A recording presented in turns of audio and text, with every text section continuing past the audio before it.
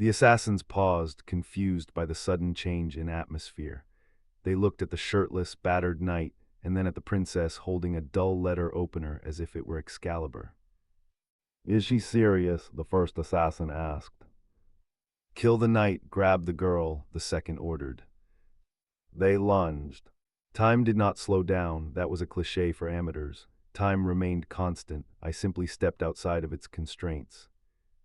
Silas moved to intercept the one on the left. He parried a venom-coated dagger with a jarring clang of steel, his muscles straining. He was good, exceptionally good, but he was tired. The assassin on the right came for me. He was fast, enhanced by speed magic. To a normal eye, he was a blur. To me, he was moving through molasses.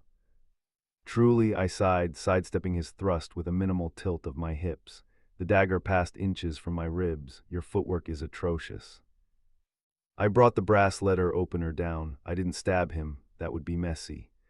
I simply tapped the pressure point at the junction of his neck and shoulder with the precision of a master surgeon. Thwag. The assassin's eyes rolled back into his head. His legs folded instantly, and he collapsed face first onto the carpet with a heavy thud. I turned just as Silas roared, locking blades with his opponent.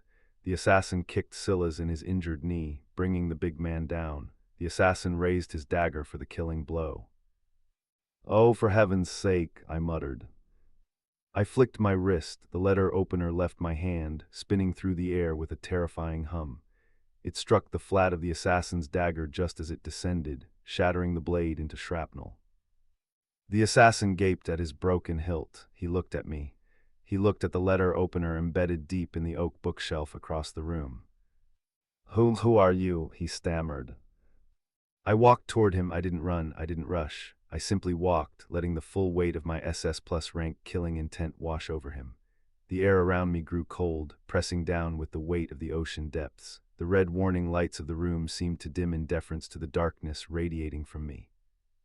"I am Juliette Consent," I said pleasantly, though my voice echoed with a hollow, terrifying resonance, "and you have ruined my evening."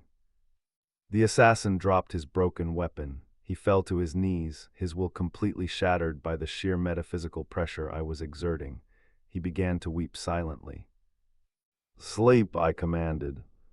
He slumped over, unconscious, before he hit the ground. Silence returned to the room. The only sound was the jagged breathing of the Knight Commander. I turned to Silas. He was still on one knee, using his sword to hold himself up. He wasn't looking at the unconscious assassins. He was looking at me. His expression was unreadable. "So," he said hoarsely, "SS plus rank." I winced, dropping the terrifying aura instantly and reverting to a slump. Please don't say it out loud. It sounds so exhausting. Silas slowly stood up. He limped over to the nearest assassin, checking for pulses, securing them with the curtain cords he ripped from the wall. Only when the threat was neutralized did he turn back to me. He walked over, stopping inches away. He was covered in sweat, grime, and a smear of blood on his cheek. He looked magnificent. "You took out a high-level shade with a letter opener," he said. It was a very balanced letter opener. "Juliette." He reached out, cupping my face in his large, rough hands. The heat of the room was fading as the wards finally deactivated, sensing the threat, or perhaps terrified of me, was gone, but the heat between us remained. "You are," he shook his head, a crooked, incredulous smile touching his lips. "You are the most terrifying, beautiful thing I have ever seen." "Does this mean you're going to report me?" I asked, leaning into his touch despite myself. "The paperwork will be dreadful." "Report you," Silas let out a low laugh. He lowered his forehead to mine again. "No, I'm going to keep your secret on one condition." "And that is?" "No more running," he whispered, his thumb brushing my lower lip. "You can pretend to be lazy. You can pretend to be weak for the rest of the world, but when it's just us, you don't hide, not from me."